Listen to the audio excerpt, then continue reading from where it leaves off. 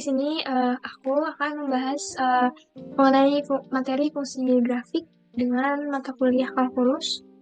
Terus di sini untuk pemateriannya itu atau pembahasannya ada fungsi grafik injektif, subjektif, dan bijektif, dan juga fungsi grafik polinomial.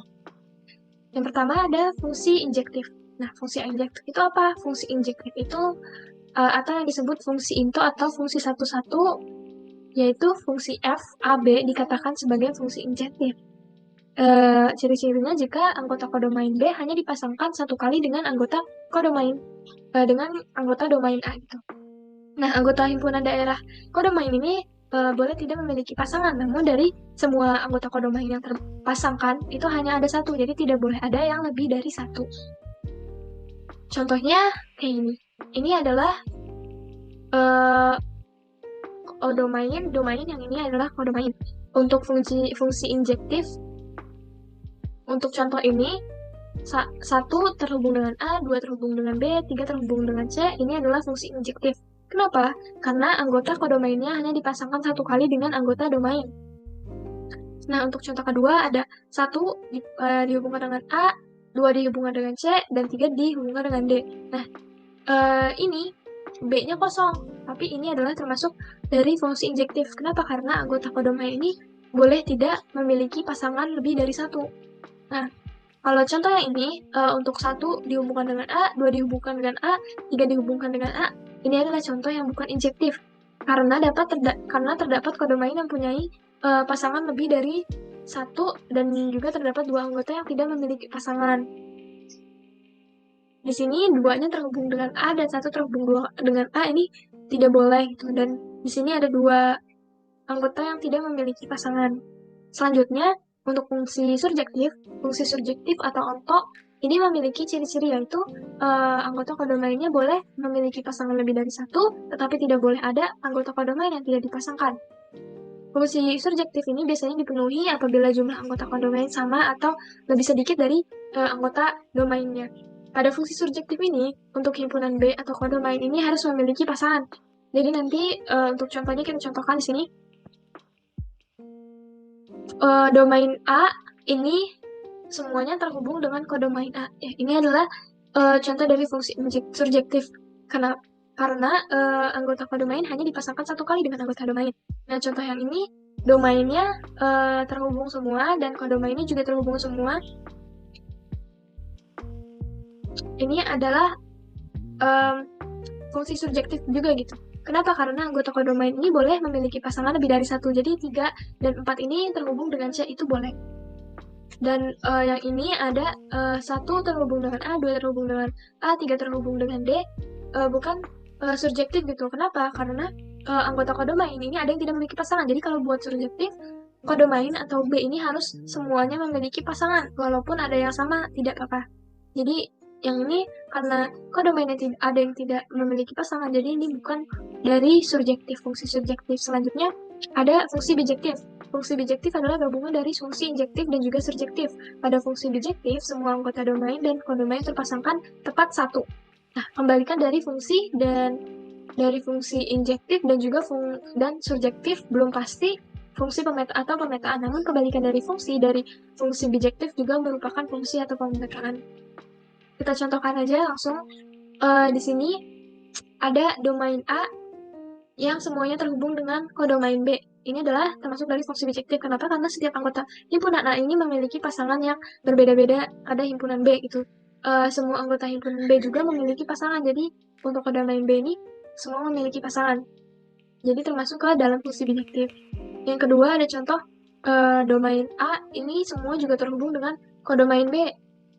Tetapi ini adalah yang bukan contoh dari fungsi bijektif. Kenapa? Karena ada anggota himpunan A yang memiliki pasangan yang sama dengan pada himpunan B.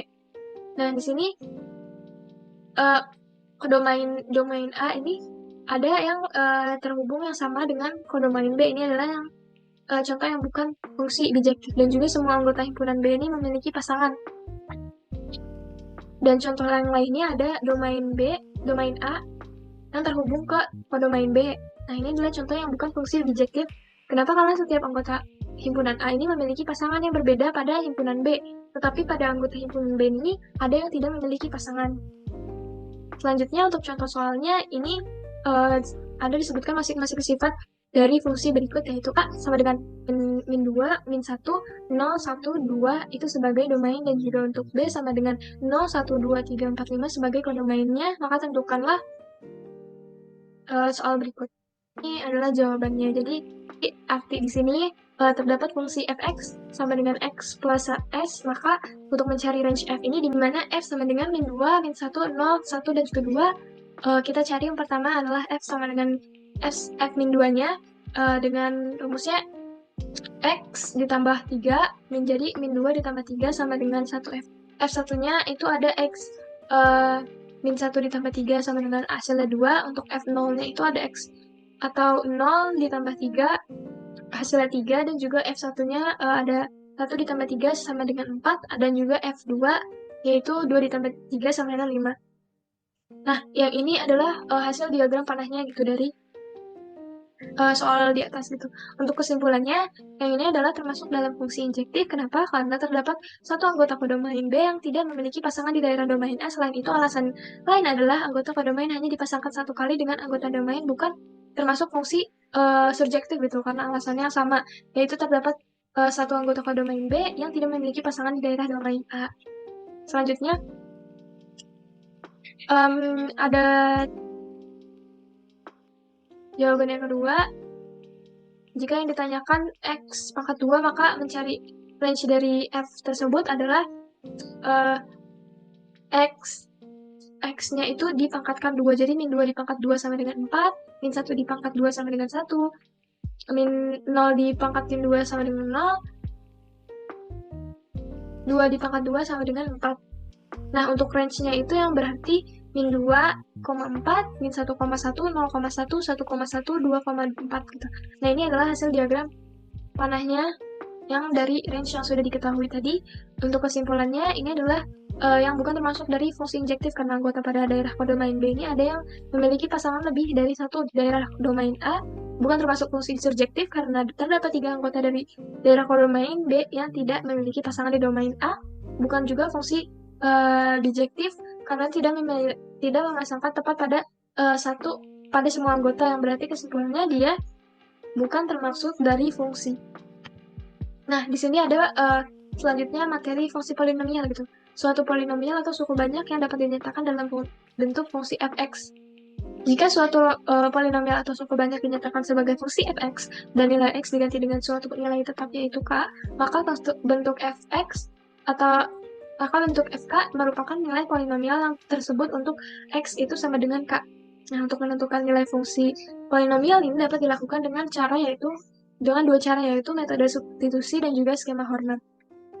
Untuk metode substitusi, di sini adalah nilai polinomial fx untuk x sama dengan k dapat diperoleh dengan cara mensubstitusikan nilai x sama dengan k ke dalam polinomial fx menjadi fk. Nah, contohnya diketahui suku banyak fx sama dengan 2 dikali pangkat 3 ditambah 4 kali pangkat 2 sama dengan 3x plus 2. Nah, ini adalah ciri-ciri dari fungsi polinomial. Jadi, pangkatnya itu teratur dari atas ke paling bawah. Pertama, di pangkatan 3, terus belakangnya pangkat 2, terus belakangnya pangkat 1 atau x doang, dan juga yang tidak memiliki x.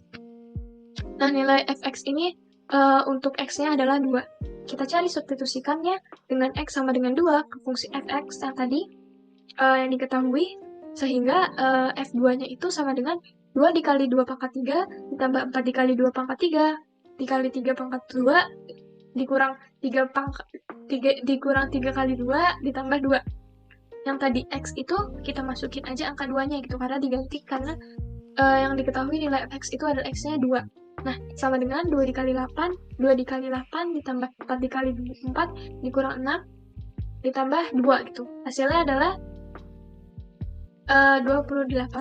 Selanjutnya untuk metode skema Horner, suatu polinomial fx sama dengan a dikali x pangkat 3 ditambah b dikali x pangkat 2 ditambah c ditambah cx dan ditambah d. Ini dapat ditentukan dengan nilai untuk x itu sama dengan k dengan menggunakan skema Horner sebagai berikut. Jadi untuk pangkat yang paling atas A diturunin gitu, terus ditaruh di ke atas ditaruh di bawah dari X pangkat 2-nya, terus ditambah. Jadi ini mengikuti dari koefisien sukunya gitu. Kalian bisa cari aja kalau masih kurang mengerti di Google gitu gimana contoh-contoh dari fungsi polinomial dengan skema Horner. Ini adalah salah satu contohnya gitu. Nah, selanjutnya untuk contoh lainnya dari skema Horner, ini diketahui suku banyak fx sama dengan 2 dikali 2x pangkat 3 ditambah 4x pangkat 2 dikurang 3x plus 2 dengan nilai fx untuk x sama dengan 2 adalah jawabannya seperti berikut tadi dengan diurutkan dari x pangkat 3-nya 2, x pangkat 2-nya 4, x pangkat 1-nya min 3, dan x pangkat 0-nya itu 2. X sama dengan 2 dengan skema Horner seperti berikut. Nah, jadi jawaban nilai polinomialnya adalah 28. Berikutnya ada latihan soal. Yang pertama ada soal periksa apakah fungsi dari R dan R ini adalah fungsi injektif, surjektif, ataupun bijektif, ataupun bukan ketiganya. Yang kedua ada dari soal fungsi polinomial menggunakan skema Horner. Sekian dari aku, kurang lebihnya mohon maaf. Kalau kalian ada yang kurang mengerti, komen aja di bawah. Dan juga bisa kalian cek-cek ke Google contoh-contoh dari soal-soal fungsi grafik berikut tadi yang sudah dijelaskan. Sekian, bye-bye.